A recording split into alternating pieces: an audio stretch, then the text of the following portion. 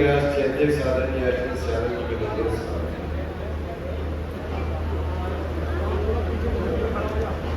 अपनी उन गली और मोहल्लों में जिनमें मेरी सियासत जिंदगी का हरनामा हर सांस का रिश्ता है, बिजनौर से मेरा दिल का रिश्ता है।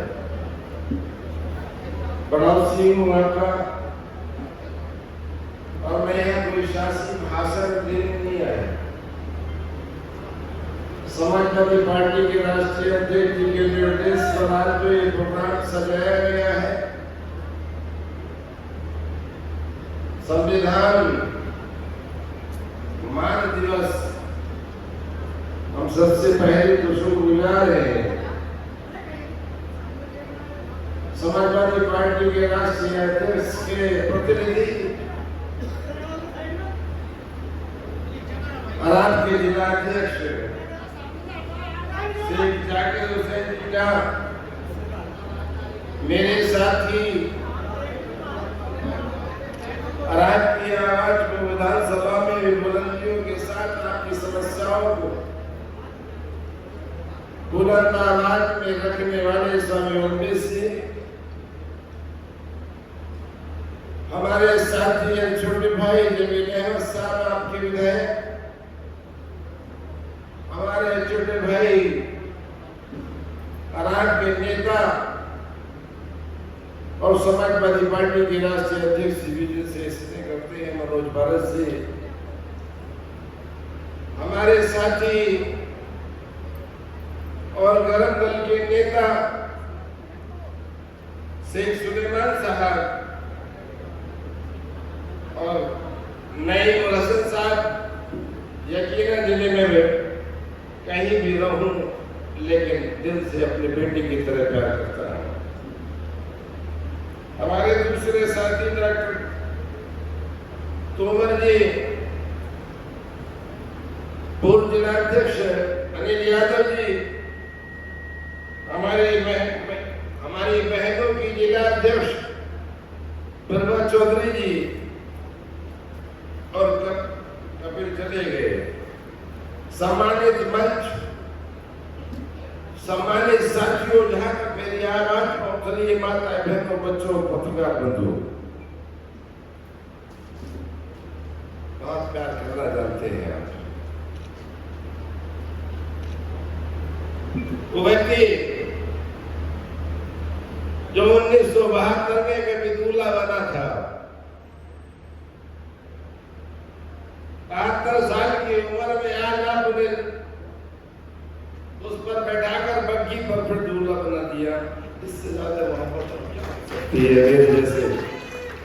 मेरे जैसे बुजुर्ग के लिए, इससे ज्यादा। और आज भी बुजुर्ग अपने आप को बुजुर्ग नहीं, अल्लाह का कसम दिल बहुत जवान है, लेकिन उम्र तो है, उसे बताने में हमें संकोच नहीं।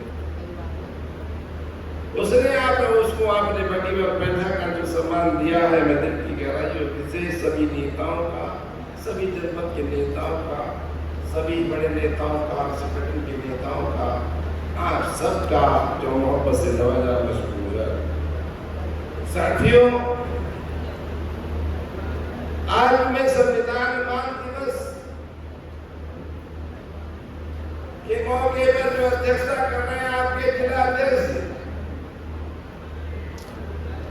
मैं पहले 14 तारीख को आपके बीच में आना चाहता था। बारिश बहुत तेज थी,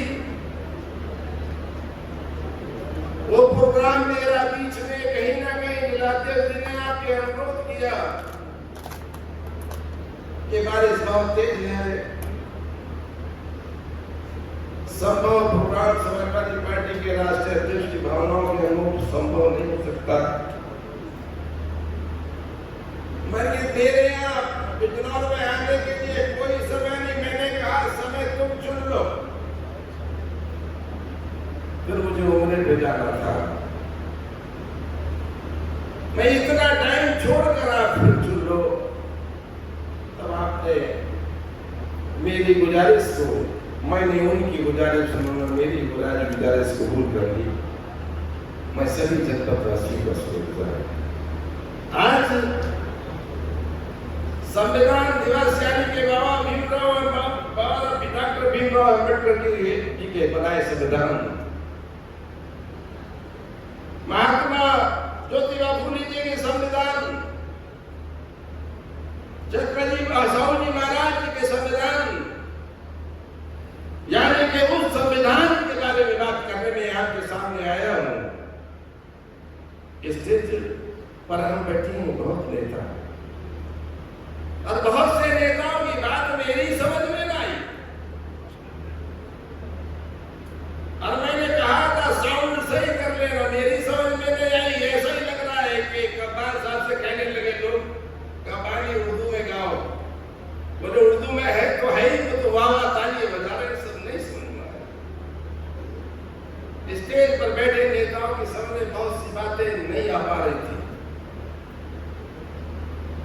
ये होता है हॉल के अंदर, इसलिए साथियों में कहने आया हूं कि आज बाबा साहब डॉक्टर भीमराव अम्बेडकर के संविधान के लिए समाजवादी पार्टी ने कल निर्देश था कि कैसे सुरक्षित रहे। ये लड़ाई हमने शुरू की थी, हमने ये लड़ाई शुरू की थी पार्लियामेंट के वक्त, जब एक संगठन बना था कि समाजवादी पार्टी और अमन प्रस्त लोग, सारे लोग इकट्ठा होकर एक संगठन बनाए। उसमें बहुत सी पार्टियां थी हिंदुस्तान की जो आई, और एक तरफ वो है जो फासिस्टवादी है, देश को तोड़ना चाहते हैं, संविधान सांप्रदायिक उन्माद फैलाकर रोटियां सेकना चाहते हैं, कुर्सी को बड़े चाल करना चाहते हैं। एक तरफ वो लोग, उनके खिलाफ एक मुहिम चलाई और इकट्ठा हुए, संगठित हुए, और संगठित होने गए। इस पार्लियामेंट के वक्त में, इस चुनाव में रिजल्ट सामने आया। जैसे सभी नेताओं ने कहा, आपकी समझ में आया हो या ना आया हो कि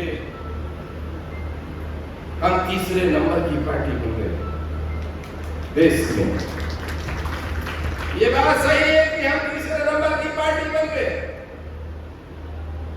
लेकिन इसके बावजूद भी आज भी वो खतरा बरकरार है।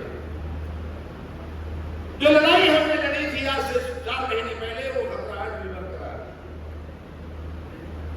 और उस खतरे से जब निजात मिलेगी जब इस लड़ाई को हम मजबूती के साथ, जैसा शेख सुलेमान साहब ने कहा कि विधानसभा में हमारे साथी उठाए, विधायक उठाए, जैसा स्वामी जी ने कहा वही सोने वाला जो डर गया वो मर गया। हमें कवर करना पड़ेगा, हमें लड़ाई जमीन पर लड़नी पड़ेगी, हमें फासिस्टियों को बताना पड़ेगा ये मुल्क लूट और झूठ बोलने वालों, तुम्हारा कुर्सियों पर कोई स्थान नहीं, देश को बर्बाद करने वालों, कह देने में कोई संकोच नहीं, जिसने गंभीरता से आज देश की मुल्क की हालत को लेना पड़ेगा। जिन्होंने, कोई कहने वाला है जिन्होंने तेल बेच दिया, रेल बेच दी, बिजली बेच दी, दूरसंचार बेच दिया, सब कुछ बेच दिया, यानी कि मरने के बाद हिफाजत तुम्हारी करता था, LIC वो भी बेच दिया। पता नहीं किस कौन सा मुंह लेके आज देश के लाल किले पर भाषण देने जाते हैं, बेच वो भी दिया। एक बात बताइए, किसी बाप के अगर 2 बेटे हों, वो अपनी दौलत को जब तस्लीम करता है, आपस में आधा तस्लीम कर देता है। एक उस दौलत को अगर 10 बीघे जमीन है 5-5 बीघे कर दिया,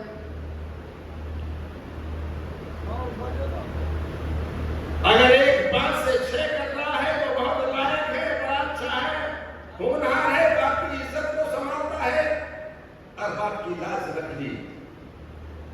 और दूसरा, अगर बाप पांच की चार कर रहा है, बहुत नालायक है, अय्याश है, दारूबाज है, सब कुछ बर्बाद कर दिया, कोई कहने वाला है? मुल्क का इतना सामान बेचने के बाद कोई आदमी ये कहने वाला है कि आज कोई नालायक है? कोई कहने वाला है? निकलना पड़ेगा, खड़ा होना पड़ेगा सब। आज जिस तरह से जुल्म और जातियों का शिकार हर व्यक्ति यहाँ हो रहा है। अभी आपके आकारी सैफुर रहमान साहब ग्राम खारी के जो उनकी सबकी बात है, ये चेयरमैन ने उठाया, बेपना मैं भी प्यार करता हूं, इन्होंने उठाया, मेरी लंबी बात हुई और यहाँ के डिस्ट्रिक्ट प्रशासन को निर्देश देके जा रहा हूं, ये मेरे में पावर है, ये निर्देश देके जा रहा हूं, इसकी 15 दिन के अंदर कमेटी की जांच कर मेरे सबूत पहुंच जाए।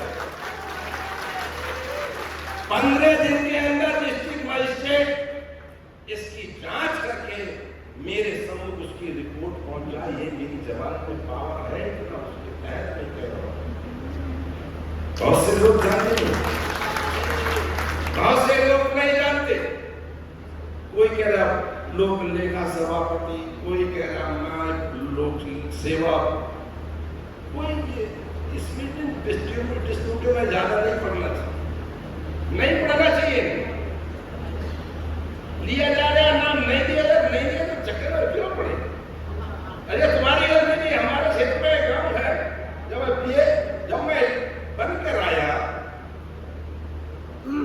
तो वहां के गांव के लोग कहने लगे,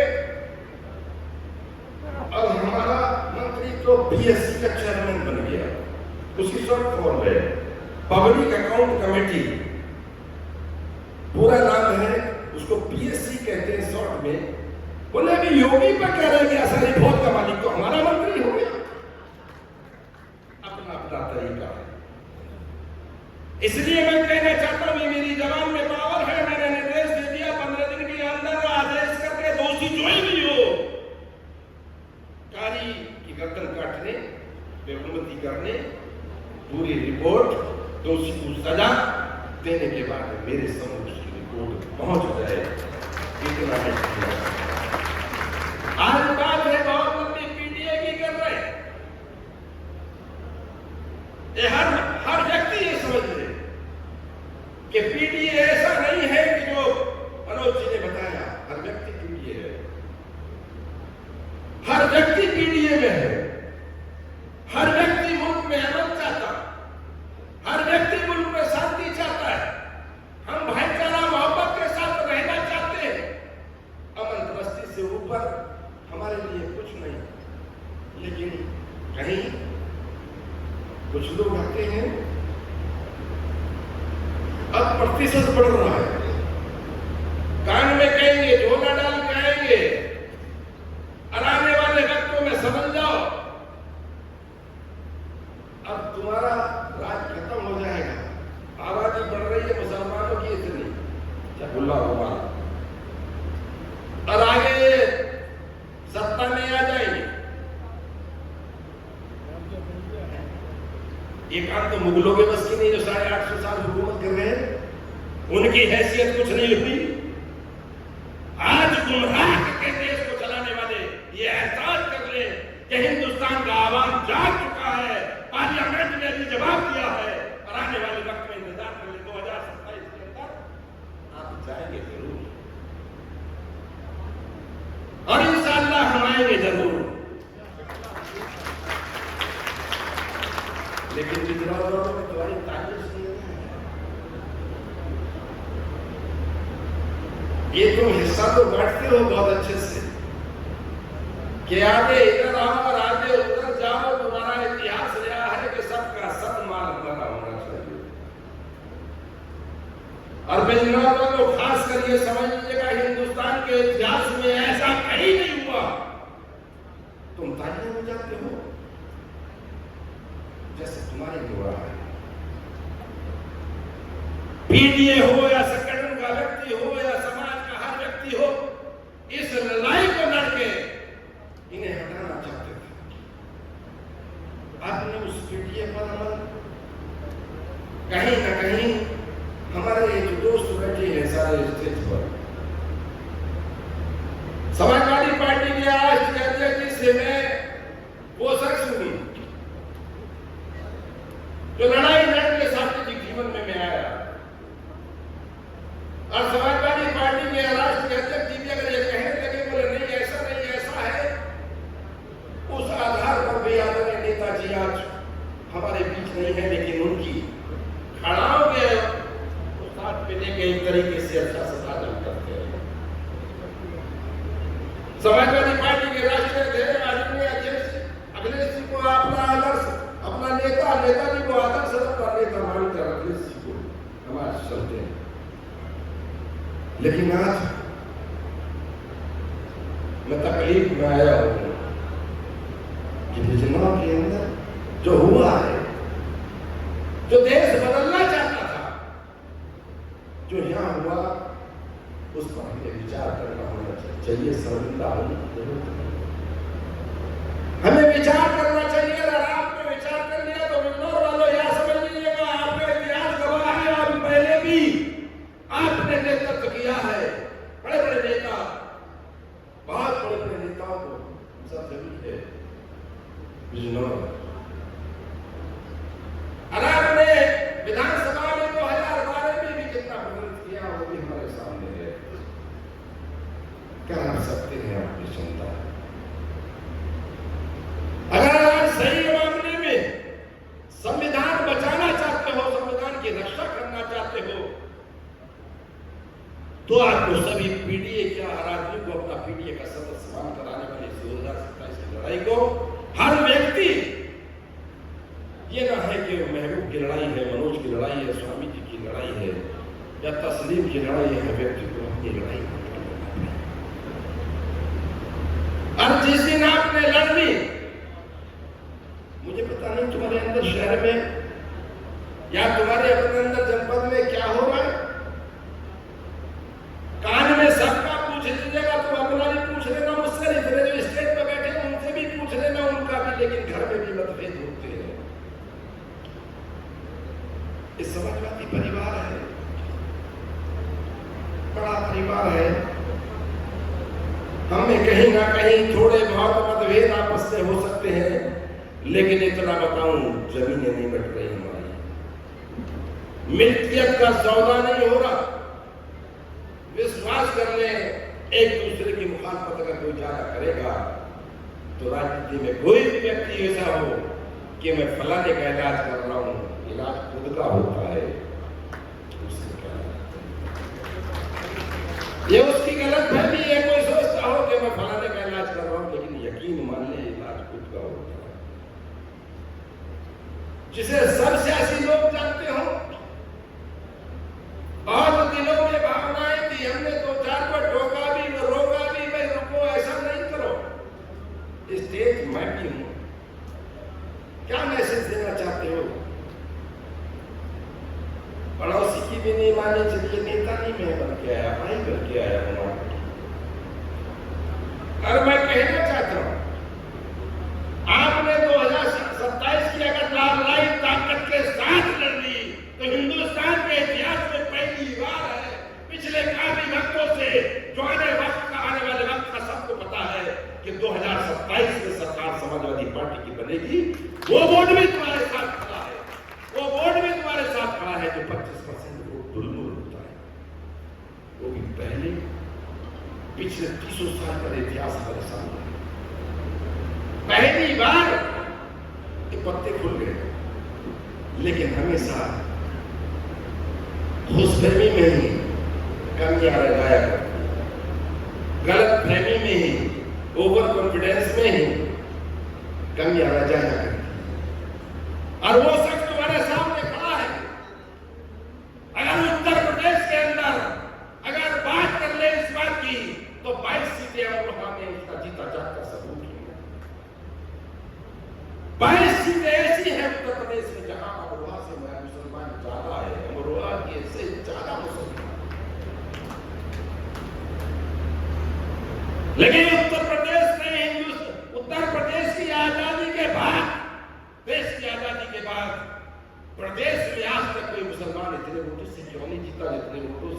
महबूब जीता है।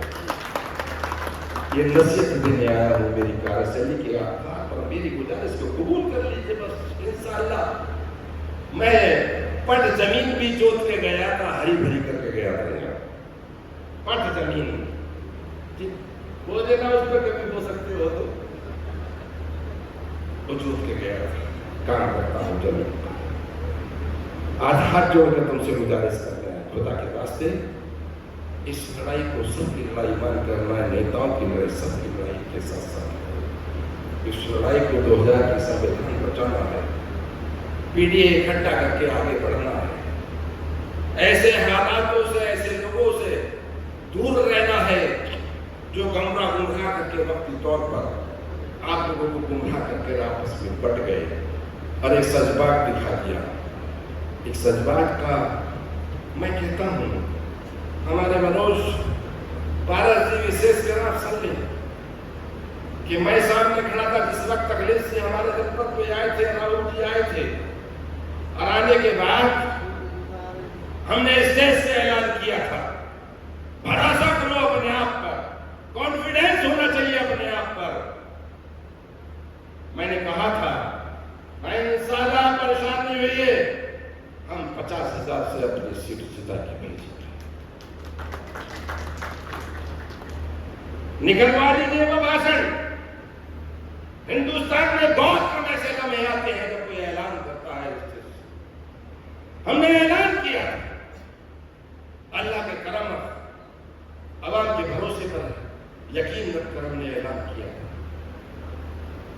तब राष्ट्रीय अध्यक्ष जी अपने भाषण में खड़े होकर कहने लगे मंत्री जी कंजूसी मत, हमसे कहने लगे मंत्री जी कंजूसी मत करो, इसे 50,000 से बढ़ाओ। तब हिंदुस्तान के इतिहास में यह भी दूसरी बात दर्ज है, निकाल लीजिए पूरा उत्तर प्रदेश की कोई भी कॉन्स्टिट्यूंसी 75,000 से मैंने अपनी विधानसभा जीता। मैं 72 से जीतता हूं। दूसरे लोग कह देते हैं कि हाँ हमारे लिए तो है, दूसरे को नहीं दे सकते। ये जज्बा होना चाहिए, काम पर अपन भरोसा होना चाहिए कि दूसरे के लिए, मेरे लिए 72, दूसरे के लिए 75, ये रिश्ता बनाओ। इन नेताओं से बीच बीच में जब चाहो मैं आपके बीच में आता हूं, लेकिन जनमत की याद सीधे हमें जितना जाना देखना चाहते। हमारे डॉक्टर कुंवर साहब बैठे, हमारी ये बहनें बैठी है, सैनी हमारी कुसुम क्या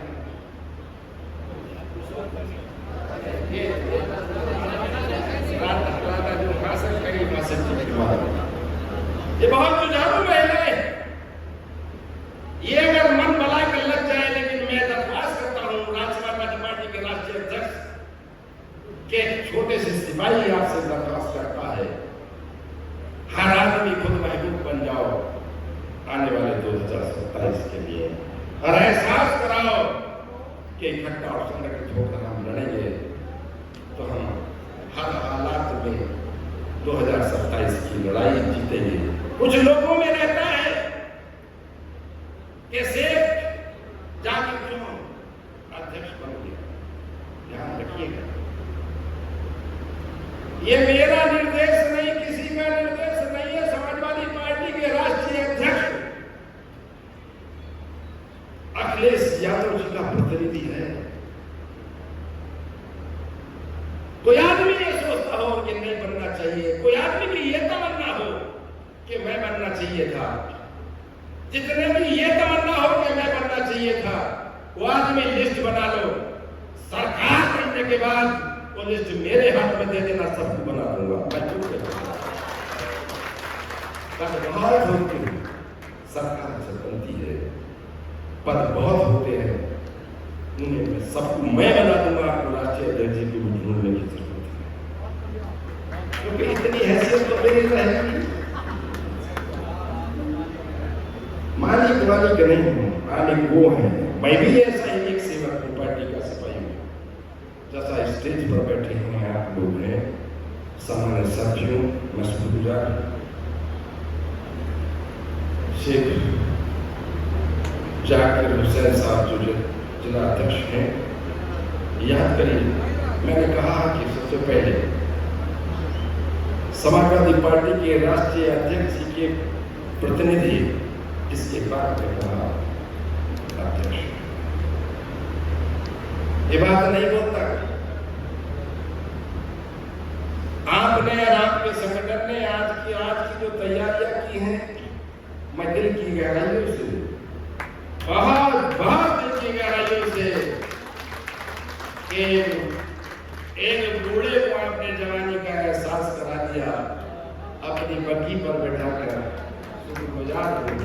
और मैं सारे जनपद के नेताओं का शुक्रगुजार हूं, आपने आने के बाद जो मेरी हौसला अफजाई की है, मैं दिल की गहराइयों से सबका शुक्रगुजार हूं। और मैं ये प्रण लेके जाऊंगा, और आपसे गुजारिश करने आया था, और मैं उम्मीद ये लेके जाऊंगा कि हर हालात में 2027 के चुनाव में आप इकट्ठा और संगठित होकर समाजवादी पार्टी में पहुंचा, 8 की 8 सीटों पर ठहराएंगे, बताओ ठहराएंगे।